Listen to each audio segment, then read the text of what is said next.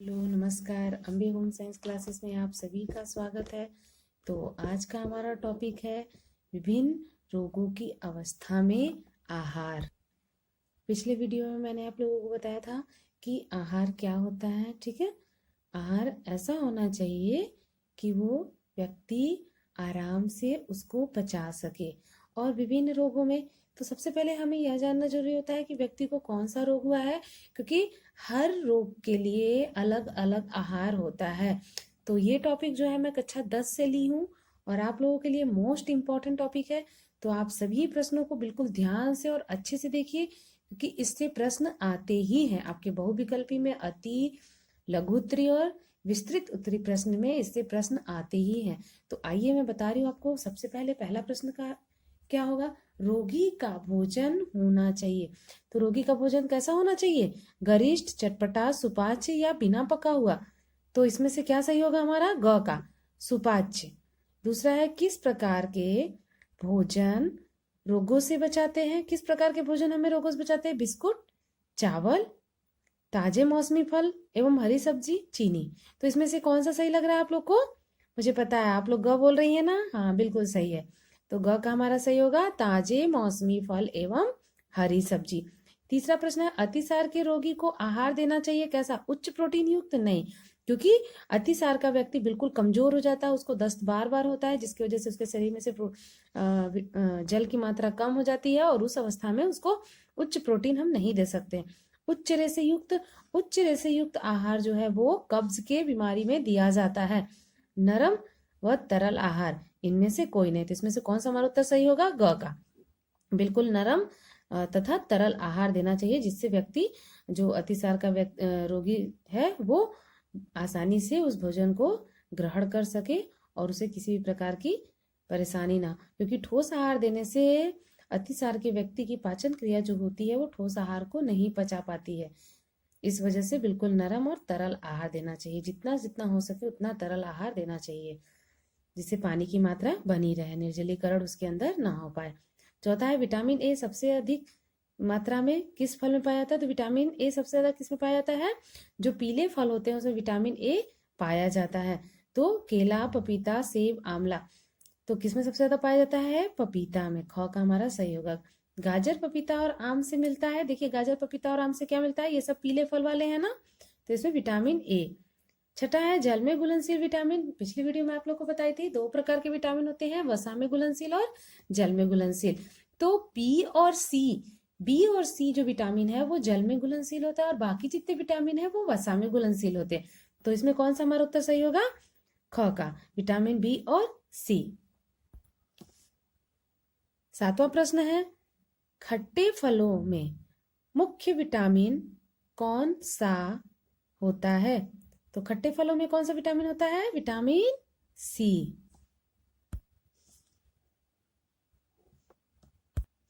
आठवां प्रश्न है, विटामिन सी का उत्तम स्रोत है आंवले, खट्टे फल, चावल, गेहूं, प्रयुक्त सभी।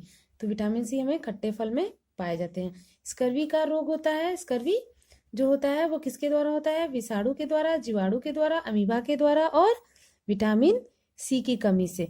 तो ए से रतौंधी, बी से बेरी और सी से स्कर्वी, तो किसकी कमी से होता है, विटामिन सी। रिकेट्स रोग किस विटामिन की कमी से होता है, रिकेट्स जो होता है वो हड्डियों से संबंधित होता है, तो विटामिन डी की कमी से। लौह तत्व की कमी से कौन सा रोग हो जाता है, तो लौह तत्व की कमी से एनीमिया रोग हो जाता है, क्योंकि इसका संबंध हमारे हीमोग्लोबिन यानी ब्लड से होता है। संतुलित आहार में सुरक्षात्मक तत्व हैं, क्या तत्व है सुरक्षात्मक, कार्बोज, वसा, प्रोटीन, विटामिन व खनिज लवण। तो कौन है संतुलित और सुरक्षात्मक पोषक, विटामिन व खनिज लवण। विटामिन और खनिज लवण जो होता है वो हमारे शरीर को सुरक्षा प्रदान करता है। शरीर की वृद्धि में सहायक है, शरीर की वृद्धि में कौन सहायक है, प्रोटीन, वसा, विटामिन, खनिज लवण। तो शरीर की वृद्धि कौन करता है, प्रोटीन। प्रोटीन का स्रोत क्या है, दालें, अंडा, मछली, इनमें से सभी। तो दाल में भी प्रोटीन पाया जाता है, अंडे में भी पाया जाता है, मछली में भी पाया जाता है, तो इसमें से सभी। इसके बाद है 15वां, प्रोटीन का मुख्य कार्य क्या है। तो प्रोटीन का मुख्य कार्य क्या है, शरीर की वृद्धि और विकास, ऊर्जा प्रदान करना, अस्थि निर्माण करना, हृदय गति का सामान्य रखना। तो शरीर की वृद्धि और विकास के लिए प्रोटीन की जरूरत होती है, ऊर्जा के लिए हमें कार्बोहाइड्रेट की जरूरत होती है। तो इसमें हमारा कौन सा ऑप्शन सही होगा? क का। 16वां प्रश्न है, प्रोटीन की कमी से कौन सा रोग हो जाता है? तो प्रोटीन की कमी से हमें मैरस्मस कमी हो जाती है, क्योंकि बेरी बेरी आपका विटामिन बी से होता है। एनीमिया जो होता है वो आप में क्या होता है, जब हीमोग्लोबिन की कमी हो जाती है, यानी आपके शरीर के अंदर लौह तत्व की कमी हो जाती है, तो एनीमिया हो जाता है। ठीक है। फिर 17वां है, बेरी बेरी रोग किस विटामिन की कमी से होता है? तो बेरी बेरी जो होता है इसमें क्या है, विटामिन बी की कमी से होता है।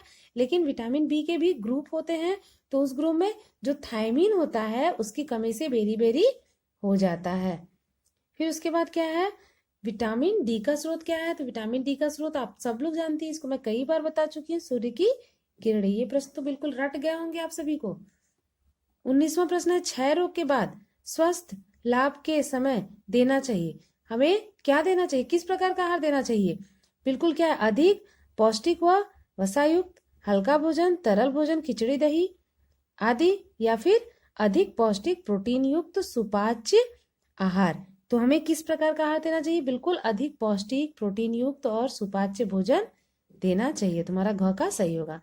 20वां है, क्षय रोगी को क्या नहीं देना चाहिए? सुपाच्य भोजन वो तो देना ही चाहिए, दूध देना ही चाहिए, मिर्च मसाले वाला भोजन नहीं देना चाहिए, अंडा तो देना चाहिए। तो इसमें कौन सा होगा? इसमें नहीं पूछा है ना, नहीं को ध्यान दीजिएगा, तो इसमें ग सही होगा।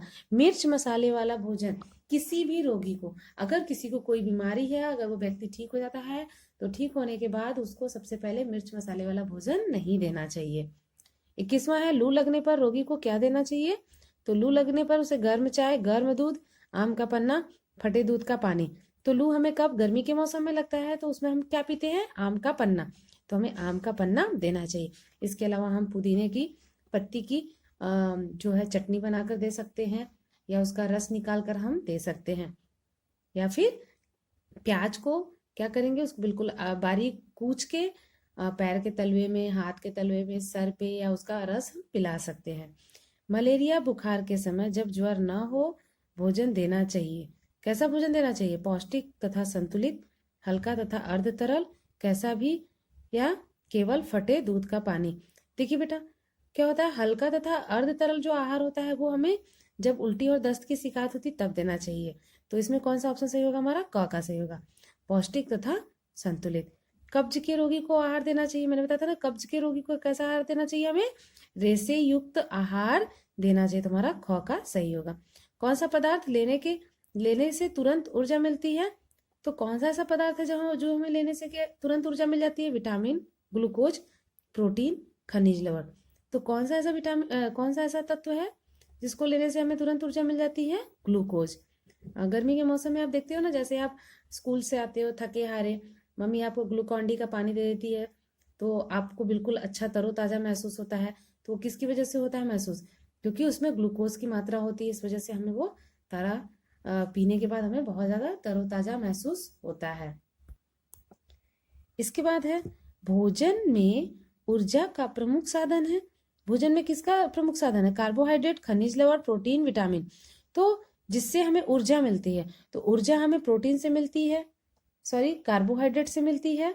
ठीक है, तो इसमें क्या होगा? हमारा क का सही होगा। खनिज लवण जो है, खनिज लवण से हमें लौह तत्वों की प्राप्ति होती है। और आपका प्रोटीन क्या करता है? प्रोटीन जो है शरीर में टूट फूट की मरम्मत करता है। फिर विटामिन जो है, विटामिन क्या करता है? हमारे शरीर को विटामिन जो करता है वो शरीर में जो आपके रोग प्रतिरोधक क्षमता होती है उसको बढ़ाने में मदद करता है।